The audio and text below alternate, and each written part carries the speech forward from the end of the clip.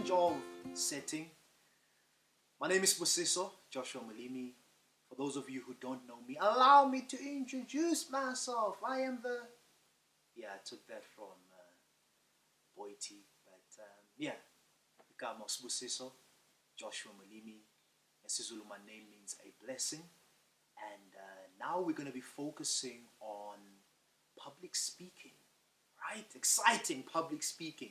I know some of you are saying, oh my word, no, no, no, no. So in the next 4 episodes, I'm going to share with you, firstly, my journey, how I've been doing it for the last 8 years, 9 years, how I started, the mistakes that I made, the ups, the downs, the lessons.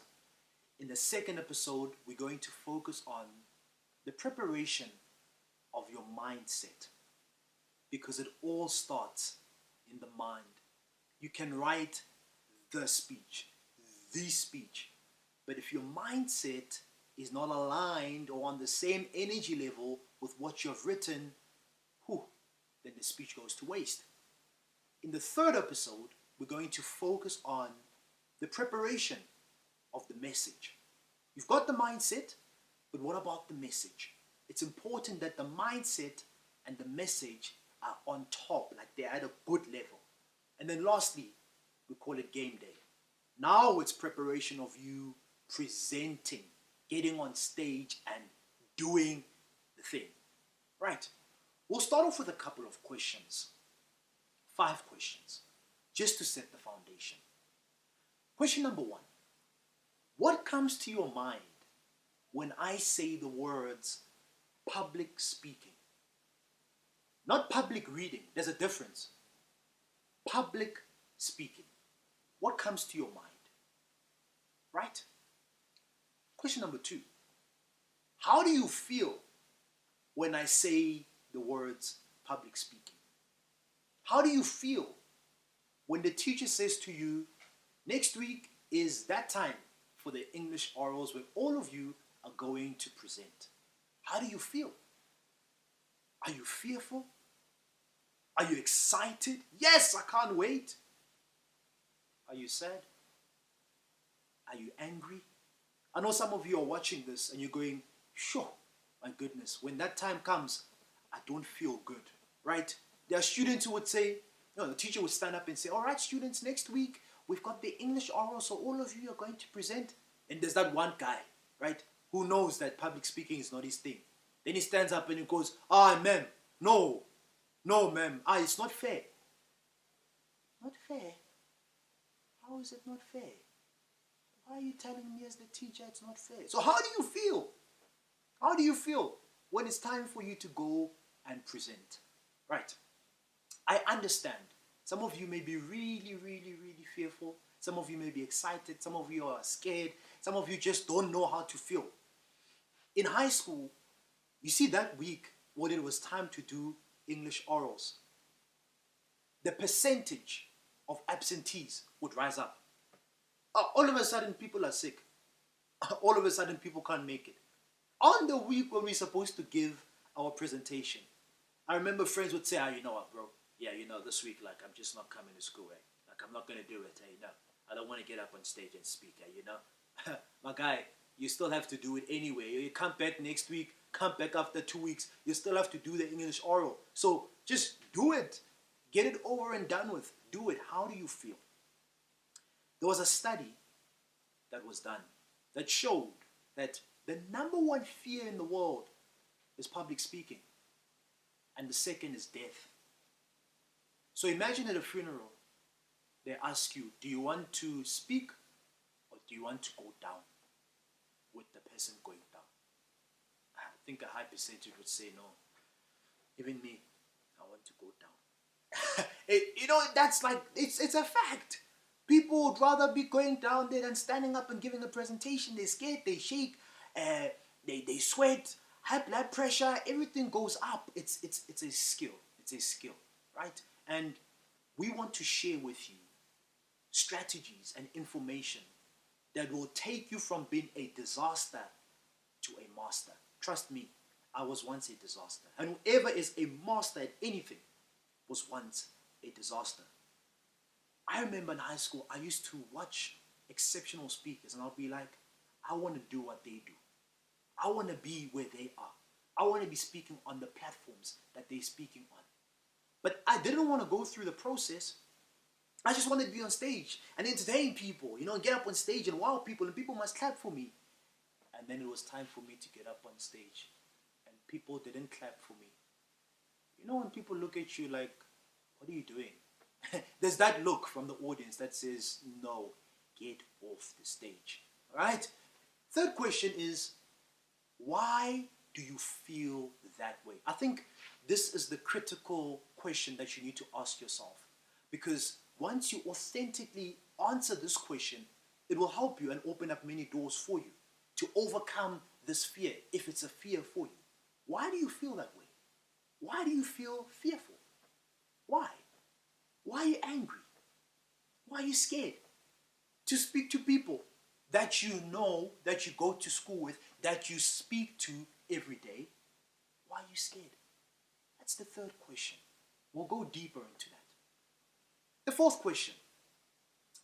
Why is the skill so critical? I mean, come on. Public speaking?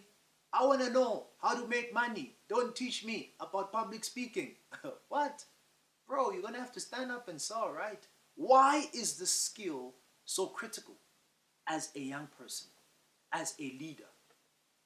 You may be sitting there and you recall that one assembly at school where your friend was telling you about this great idea that they were going to sell to the school, and this is the change that we needed to do. And then your friend got up at assembly and he was speaking, and then you wanted to disown him. You're like, no, that's not my friend. Because he got up and his public speaking was bad. Like really, really bad. He had a great idea, but a great idea that is poorly presented, it sounds like a poor idea. Let me repeat that. A great idea that is poorly presented, it sounds like a poor idea.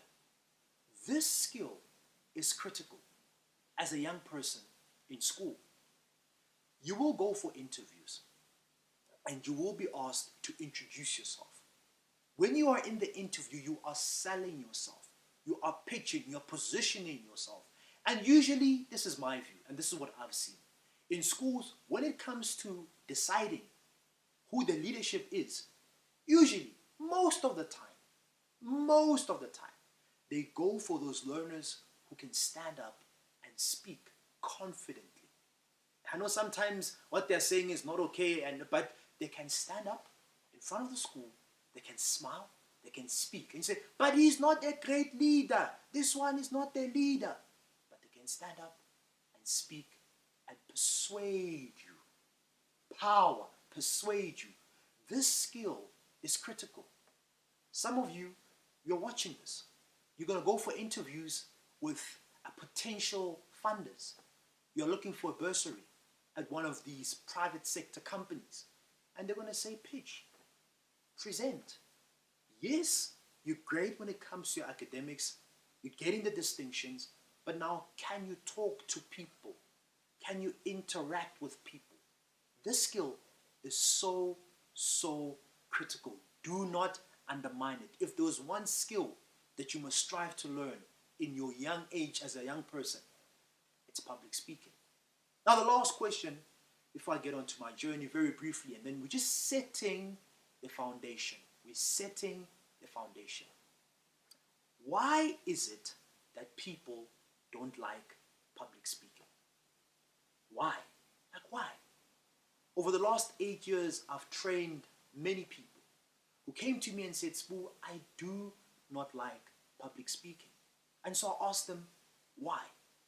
Here are some of the reasons, common reasons, that have come up. Why don't you love public speaking? One of them is, I don't like my own voice. That comes out so many times. I think my voice is terrible. I do not like my own voice. Like, it sounds bad. It sounds... yeah, no, I don't like... Look, I've been doing this for like 8 years, 9 years. I was having a conversation with a gentleman on my right, Cyril. He's been doing it for a very long time as well. And he says, just like me, like, when you have to hear your voice, again, you're like, what was I saying? Which one is this one now? Whose voice is that one? Because you do not like your own voice. So rather, I'm not going to get on and do this public speaking skill. But people might also laugh at me. Maybe the way in which I pronounce certain words is not right. Like, don't be so hard on yourself, eh? Don't be so hard on yourself. Of course, your English is not going to be like the English of a queen because of your background and how you're raised and the language that you speak at school. I know people, hey, this is interesting, who learned English ngesizulu.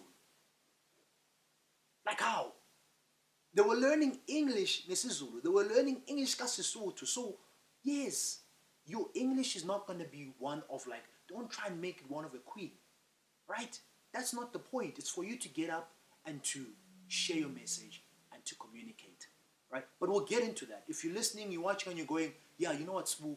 You're speaking to me. I don't like my own voice. I don't like getting up on stage and speaking to people. It's a fear, but I've got a great idea. I want to speak to people. Whenever I get the opportunity, my hands, they start to sweat. I forget lines. I don't know how to do this thing. I actually hate English orals. It's actually the barrier that is stopping me from getting a distinction. Do you know how critical this is? Because you could be there at 75 for English, but you just need to get this public speaking right to take it to 80. How do you do it? I'm going to share that with you. I started off in high school, grade 8, got into public speaking. A friend of mine, Kulisa Ramashia, positively peer pressured me to enter into a competition because I was here, Bengla. Here. But now when I'm on stage, it's totally different. And I remember, believe it or not, even me, I couldn't believe it. I came second in that competition.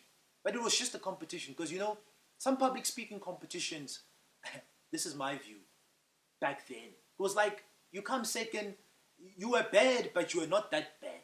Like, you were okay? And sometimes, because you're not sure, you think, yes, I did this well. Yeah, 80, 90. And then the teacher was like, no, you didn't do well. Public speaking beat you. And then you desponded. So I got into public speaking. I had an open mind to learn. Whenever there was a public speaking competition, I was the one.